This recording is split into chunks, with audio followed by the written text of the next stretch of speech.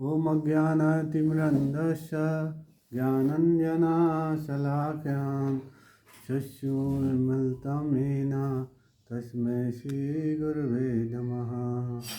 श्रीचैतन्यमनोभीष्टं स्थापितं येन भूतले स्वरूपकदा मह्यं ददाति स्वपदान्तिकम्। नमो विष्णुपदाय कृष्णाभीष्टाय भूतले श्रीमते भक्तिवेदान्तस्वामीति नाम्ने। नमस्ते सरस्वती देवे गौरवाणी प्रचारिणे निर्विशेषा शून्यवादी पश्चाद्देशितारिणे। जय श्री कृष्ण चैतन्य प्रभु नित्यानंद श्री अद्वैत गदाधर शिवासादि गौर भक्तवृंदा। हरे कृष्णा कृष्णा कृष्णा हरे हरे, हरे राम राम राम हरे हरे। अन्ता प्रभीष्मं वचाम्यहं पुरुषोत्तम सञ्जीव्यदखिलशक्तिधरा स्वधर्मा अनन्यस्य हस्तचरणस्तु गादिदीनं प्राणो नमो भगवते पुरुषाय तुभ्यम्।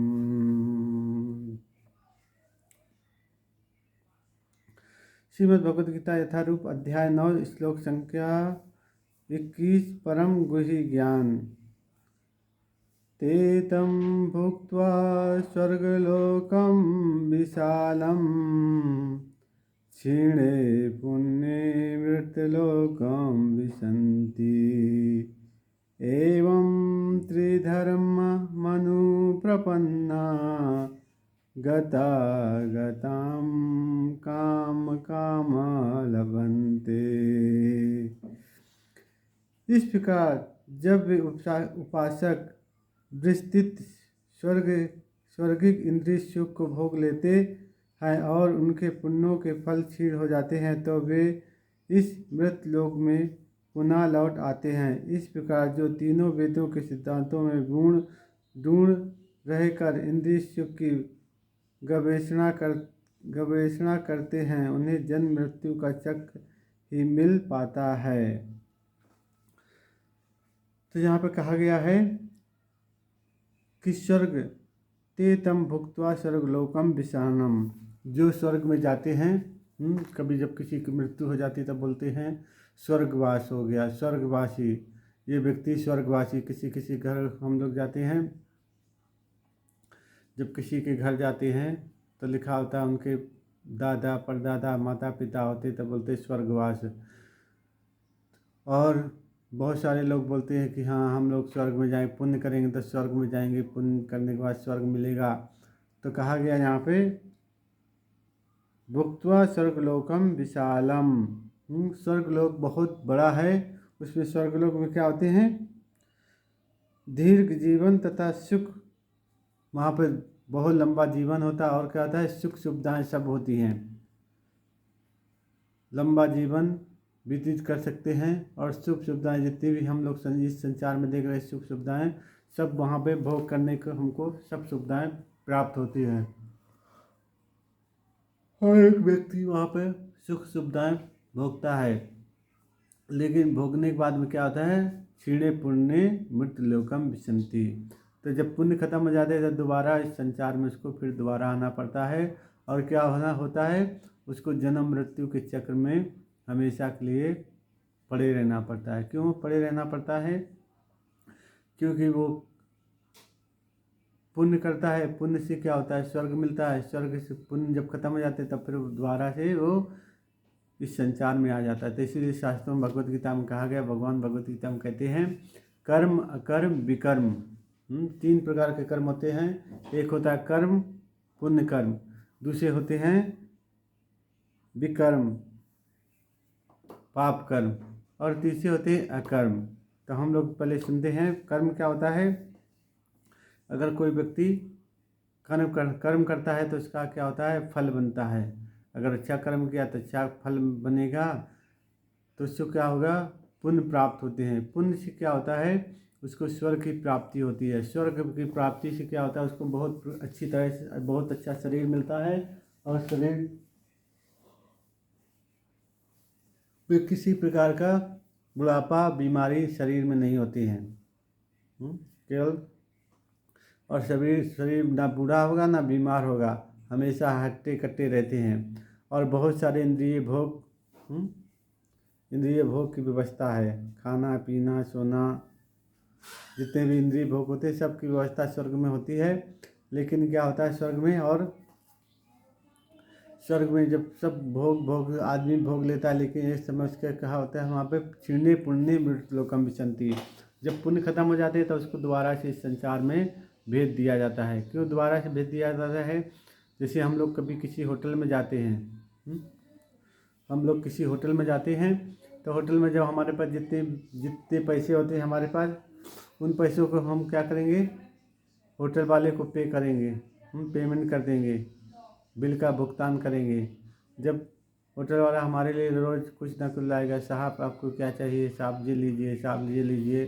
क्यों हमको दे रहा? क्योंकि हम उसको पैसे दे रहे हैं।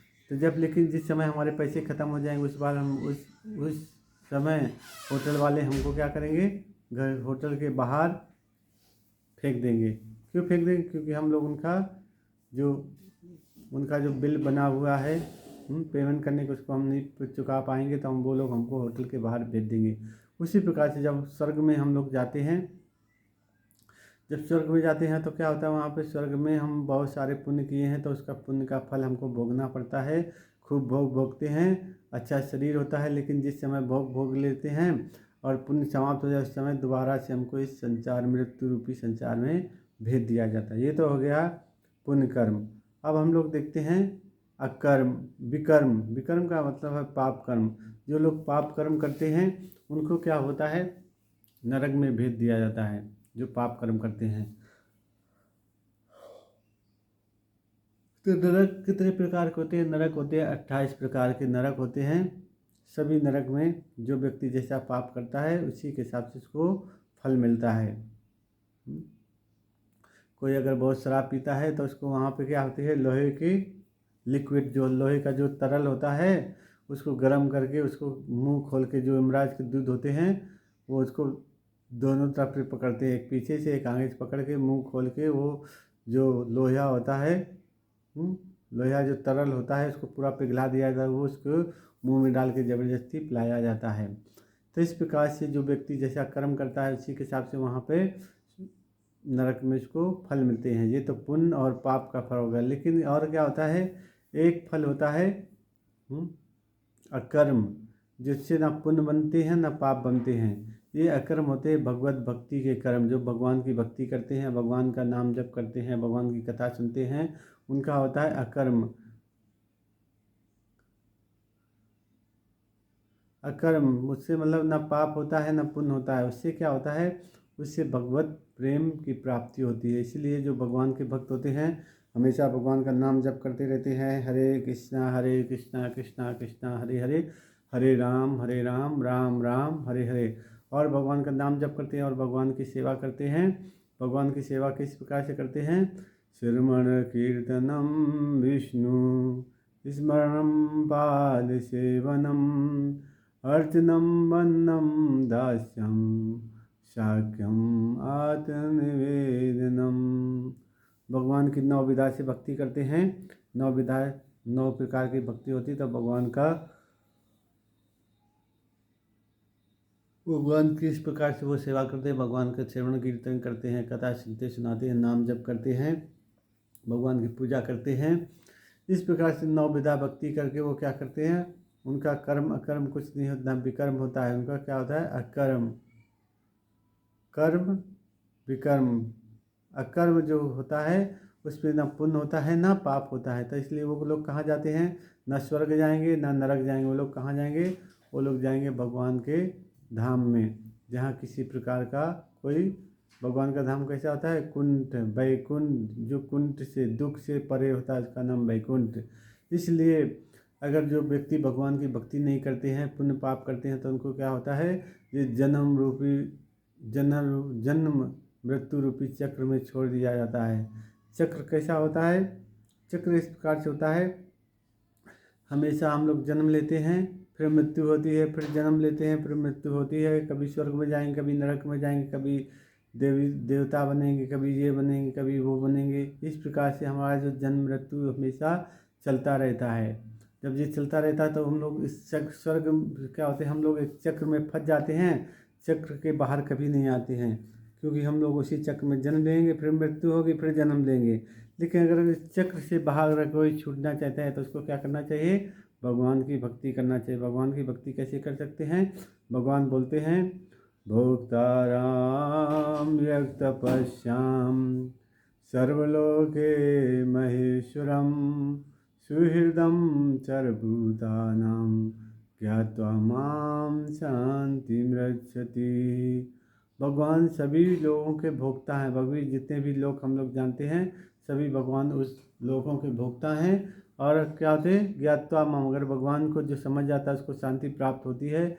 इसलिए जो भगवान के भक्त होते हैं, भगवान की भक्ति करते हैं, उनको पाप पुण्य से फल नहीं मिलता। उनको क्या होता है, अकर्म होता है। जो भगवान की भगवत भक्ति का कर्म होता है, जो भगवान की भक्ति करके भगवान के पास जाते हैं, वहाँ बैकुंठ में किसी प्रकार का कष्ट नहीं, ना तो जन्म है, ना तो मृत्यु है, ना बूढ़ापा है, ना बीमारी है। सभी लोग कैसे रहे, सच्चित आनंद में। हमारा जो स्वरूप होता है, हम लोग उसी स्वरूप में भगवान की सेवा कर सकते हैं और भगवान के धाम में वास कर सकते हैं। तो इस प्रकार से ये गीता, भगवत गीता का श्लोक है। तो इस श्लोक को समझने के लिए स्वर्ग और नरक क्या होता है उसको जानना होता है। स्वर्ग में कौन जाता है और नरक में कौन जाता है। अगर आपको ये वीडियो अच्छा लगा तो इसको शेयर कीजिए, लाइक कीजिए। अगर कोई कमेंट है तो कमेंट करके पूछ सकते हैं। जगत गुरु श्रील प्रभुपाद की जय, जगन्नाथ बलदेव सुभद्रा महारानी की जय, निताई गौर प्रेमानंदे, हरि हरि बोल।